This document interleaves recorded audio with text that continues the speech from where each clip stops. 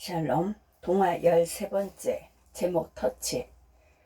클라이밍 센터의 문이 열렸다. 거대한 창문에서는 환한 빛이 쏟아졌고 여기저기에서 구호 소리가 들려왔다. 희미한 땀 냄새, 경쾌한 음악 소리, 새로 생긴 곳이라 그런지 모든 게 깔끔했다. 학교 앞에서 전단지를 나눠주던 선생님과 눈이 마주쳤다. 처음 왔니? 이름이 뭐야? 몇 학년? 한승미요. 지금 6학년이에요. 밖에서 구경만 할 생각이었는데 엄마가 알면 분명 화내겠지. 어서 들어와. 승미는 운동 좋아해? 운동이라는 말에 가슴이 뛰었다. 내가 가장 하고 싶은 게 바로 그거였으니까. 클라이밍은 벽이나 인공 암벽을 타고 올라가는 운동이야. 장비 갖추고 안전하게 하는 거라 크게 위험하지는 않아. 요즘은 어린이들도 많이 하고. 나는 고개를 끄덕이며 선생님을 따라갔다. 안으로 들어가자 학교 강당만큼 높은 벽 앞에 사람들이 모여 있었다. 그 사이 몸에 안정장치를 단 두 아이가 보였다. 갑자기 호루라기 소리가 들리더니 그 애들이 빠르게 벽을 기어 올라갔다. 저건 스피드 클라이밍이라고 해. 누가 더 빨리 올라가는지 겨루는 운동이야. 나는 눈으로 그 애들을 쫓았다. 손발이 보이지 않는 엄청난 속도. 그건 마치 굶주린 도마뱀이 먹이를 쫓는 모습 같았다. 순간 한 아이가 벽 끝에 달린 빨간 터치패드를 눌렀다. 불이 확 켜지더니 따가운 함성이 쏟아졌다. 심장이 쿵쾅거렸다. 가슴속에서 뜨거운 복죽이 터져 나왔다. 나도 해보고 싶다. 저 위로 올라가 빨리 터치패드를 눌러보고 싶어졌다. 생각이 한번 물꼬를 트자 머릿속이 금세 시끄러워졌다. 그러다 문득 엄마가 떠올랐다. 엄마는 내가 하고 싶은 건 뭐든 안 된다고 한다. 운동도 안 되고 위험한 행동도 하지 말고 얌전히 학원이나 다니라고 했다.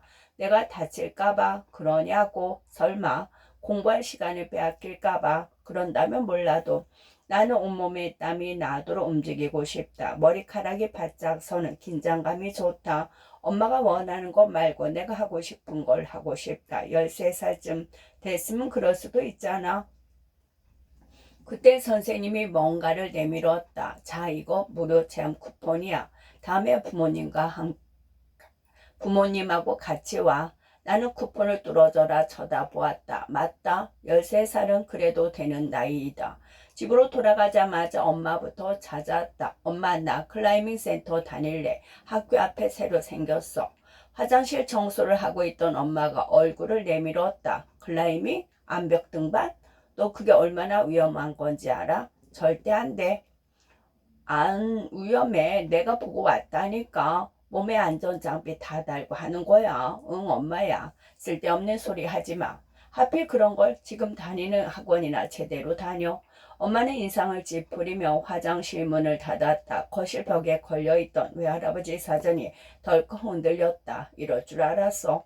방으로 들어가 침대에 누웠다. 천장에 빨간 터치패드가 어른거렸다. 그 애들처럼 팔을 쭉 뻗었다. 침대 옆 벽을 세게 내리치자 손바닥이 찌릿하고 전기가 흘렀다. 뭐지? 운명의 자석이 통과한 것 같은 이 기분은. 주머니에서 쿠폰을 꺼냈다. 가슴이 또 뛰었다. 나는 조용히 휴대폰 단축키를 눌렀다. 다음날 학원을 빠지고 클라이밍 센터에 갔다. 물론 엄마에겐 비밀이다. 승미 왔구나. 선생님이 내 옆에 서 있는 아빠를 보고 가볍게 인사했다. 이건 맞는 거지 모르겠다. 엄마가 알면. 내가 입술에 손가락을 가져다 대자 아빠가 알 수 없는 표정으로 한숨을 쉬었다. 빨리 가게 들어가 봐야 한다면 얼른 가세요. 이따 집에서 봐요. 나는 아빠를 돌려보내고는 선생님 뒤를 바짝 쫓아갔다. 안쪽으로 들어갈수록 화려한 벽이 나타났다. 얼른 몸집만큼 큰 노란 돌덩이가 붙어 있기도 하고 알록달록한 작은 돌들이 전장 끝까지 붙어 있기도 했다. 더 들어가자 대여섯 명의 아이들이 두툼한 매트 위에 서 있는 게 보였다. 나는 그 아이들과 함께 준비 운동을 하고 기본 용어를 익혔다. 올라가는 것보다 떨어지는 게 중요하다며 안전하게 떨어지는 기술도 배웠다. 벽에 붙은 색깔 돌은 홀드라고 했다. 주먹만한 크기에 안쪽이 움푹 베어 있어서 손가락으로 잡기 편했다. 선생님이 벽 앞에 서서 시범을 보여주었다. 자, 두 손을 모으고 눈앞에 있는 홀드 하나를 잡아. 그 다음 두 다리를 바깥쪽으로 벌려 앉는 거지. 개구리처럼 발끝을 홀드에 올리고 무릎을 펴면서 일어나. 옳지. 이제 내가 갈 방향으로 팔을 뻗고 홀드 잡고 이동와. 승리 잘하는데? 선생님이 나를 쳐다보자 다른 아이들도 나를 흘끔거렸다. 승마는 한번 위로 올라가 볼까? 저 위에 팔은 홀드를 터치하고 오면 돼. 자, 홀드 잡고 방향 보면서 팔 뻗고 발 옮기고. 그렇지. 나는 선생님이 지정해주는 홀드를 따라 한 발 한 발 앞으로 나아갔다. 위로 올라갈수록 팔다리가 후들거리고 목이 뻣뻣해졌다. 중심을 잃지 않기 위해 정신을 집중했다. 그러자 내가 잡으려는 홀드가 더 잘 보였다. 엄마에게 들킬 걱정도 아빠의 알 수 없는 표정도 떠오르지 않았다. 그저 알록달록한 홀드만이 내 머릿속을 가득 채웠다. 손가락에 더 힘을 주었다. 홀드를 잡은 오른손이 금세 축축해졌다. 얼른 왼손으로 바꾸어 쥐고 오른손은 바지에 문질렀다. 그 다음 파란 홀드를 향해 오른팔을 뻗었다. 손가락이 홀더에 닿지 않았다. 오른팔이 허우적대며 발끝이 흔들렸다. 그만하면 됐어. 천천히 내려와. 내가 보고 있을게. 선생님이 발을 벌렸다. 하지만 나는 고개를 저었다. 학원에 빠진 걸 엄마가 알면 다시는 여기 못 올 수도 있다. 어쩌면 마지막일지도 모르는 이 기회를 절대 포기할 수 없었다. 나는 파란 홀드를 노려보며 오른팔을 힘껏 던졌다. 터치. 구경하던 아이들이 손뼉을 치며 소리를 질렀다. 그러자 머릿속에 탄산이 터진 것 같은 온몸이 짜릿했다. 운동신경이 아주 좋은데 체력도 좋은 것 같고 외할아버지 닮았나 봐요. 산악인이셨대요. 에베레스트에서 찍은 사진도 있어요. 나는 밑으로 내려와 바닥에 깃발 꼽는 신용을 했다. 시계를 보니 어느새 집에 갈 시간이었다. 돌아오자마자 침대에 누웠다. 발도 무겁고 다리도 뻐근했다. 그런데도 홀드를 쥐었던 감각이 자꾸 생각났다. 또 하고 싶다. 더 잘해서 더 높은 곳까지 올라가고 싶다. 그러려면 엄마를 설득해야 한다. 언제까지 이렇게 몰래 다닐 수는 없었다. 한승미, 갑자기 엄마가 방문을 열었다. 너 어디 갔다 왔어? 아빠가 무슨 얘기 하는 거야? 망했다. 아빠를 믿었는데. 그게 무료 체험 쿠폰이 생겨서 벽도 튼튼하고 바닥도 푹신하고 그러니까 학원 빠지고 지금 클라이밍 센터에 갔다는 거야? 안 된다고 했는데도 나가려는 엄마를 재빨리 붙잡았다. 내가 잘못했어, 엄마. 말 안 하고 가서 미안해. 엄마는 위험한 게 너무 싫어. 엄마가 싫다는데 그걸 꼭 해야 돼? 엄마 목소리가 커졌다. 내가 해보니까 진짜 안전했어. 안 다치게 노력할게. 그러니까 엄마, 응? 싸늘하게 돌아선 엄마가 안방으로 들어갔다. 이게 아닌데. 나는 머리카락을 부여잡고 주저앉았다. 아침 일찍 일어나 학교 갈 준비를 했다. 여전히 안방은 닫혀 있었고 엄마의 숨소리조차 들리지 않았다. 아빠가 멋쩍은 듯 내 손에 사탕 하나를 쥐어주었다. 미안해. 아빠도 어쩔 수 없었어. 사탕을 내려다봤다. 나는 초콜릿이 더 좋은데. 이거 엄마 나오면 주세요. 밤새 쓴 편지를 아빠에게 건넸다. 클라이밍을 하고 싶은 내 마음과 다시는 학원에 빠지지 않겠다는 약속의 편지였다. 열심히 공부하겠다는 말도 잊지 않았다. 저녁이 되자 그제의 엄마가 얼굴을 보여주었다. 엄마는 진짜 그런 거 싫은데 너 하는 거 봐서 생각해 볼 거야. 다행이다. 어제보다 엄마 목소리가 한결 부드러워졌다. 나는 엄마 마음을 돌리기 위해 부지런히 움직였다. 학원도 빠지지 않고 숙제도 밀리지 않았다. 학습지도 빼먹지 않았다. 밤에는 틈틈이 클라이밍 동영상도 찾아보았다. 나보다 어린이들이 10m는 넘는 벽을 거침없이 올라갔다. 그것도 엄청 빠른 속도로. 언젠가 나도 저 앞에 설 수 있겠지. 나는 20번도 넘게 동영상을 돌려보았다.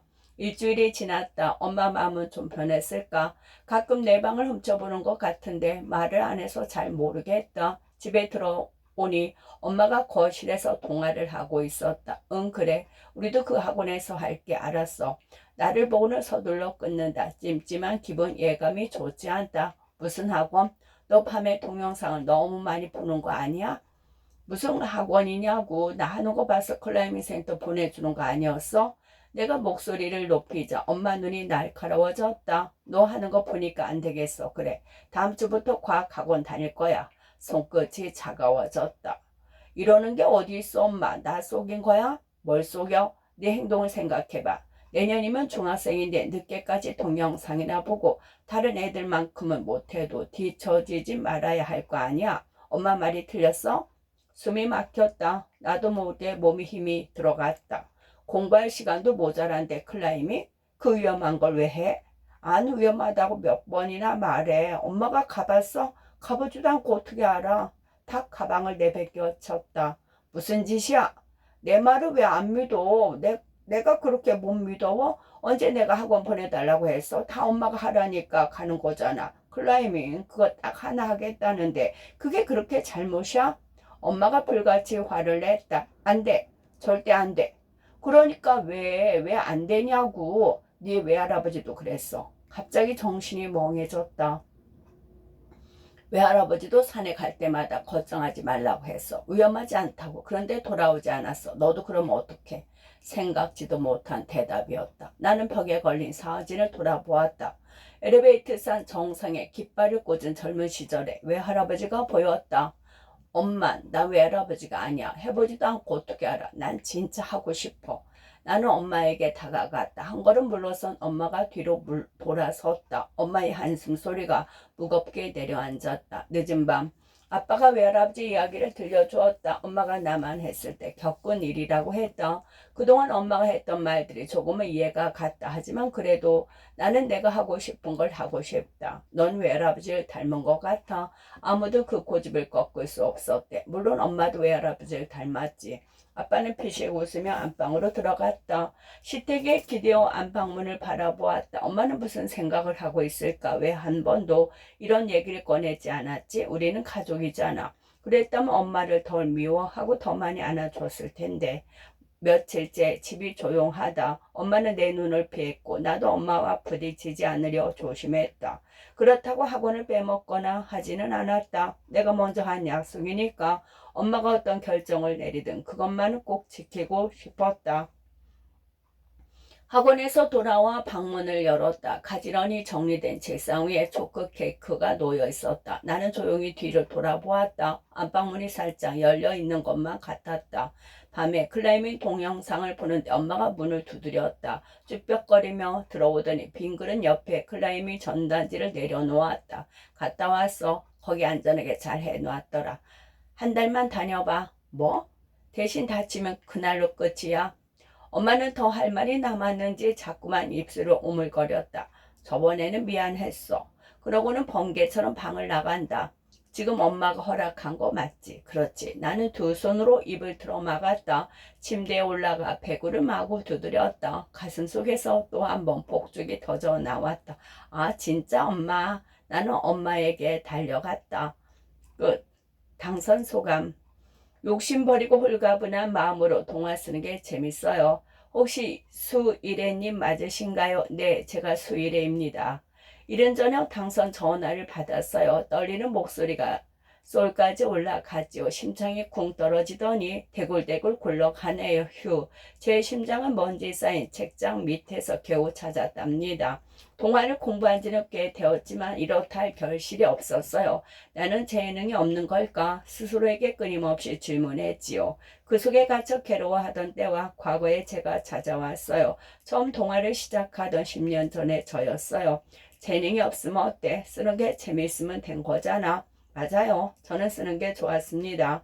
재미있고 행복했어요. 욕심을 버리고 홀가분한 마음으로 글을 쓰던 어느 날 한 아이를 만났습니다. 자신의 느낀 기쁨과 슬픔과 고민을 털어놓으며 이렇게 말하더군요. 아줌마도 그럴 때가 있었어요. 그러게 나도 그럴 때가 있었는데 몰라줘서 미안해. 어린이의 마음을 알아주고 싶습니다. 함께 웃고 함께 울며 밤새 이야기 나누고 싶습니다. 저에게 기회를 주신 분께 감사합니다. 동화라는 숲을 열어주신 선생님, 제가 숲을 헤맬 때 등불을 켜주신 고맙습니다. 부족한 원고를 수없이 읽어주는 아들 환희와 동생이자 그림 작가인 김보영, 언제나 내 편인 가족들에게도 사랑의 인사를 전합니다. 오래도록 어린이의 마음으로 살겠습니다.